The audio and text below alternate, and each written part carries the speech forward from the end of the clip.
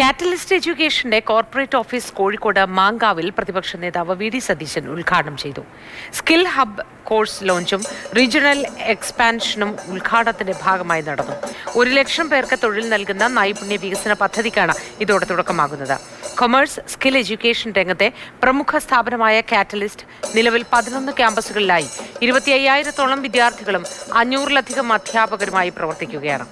Ahmed Devarkovil MLA, Catalyst CEO Salman EV, CFO Shamraz, COO Shafeer, director Afeef, board of ഡയറക്ടേഴ്സായ Muhammad Abjar, Abdul Jaleel MA തുടങ്ങിയവർ ചടങ്ങിൽ പങ്കെടുത്തു.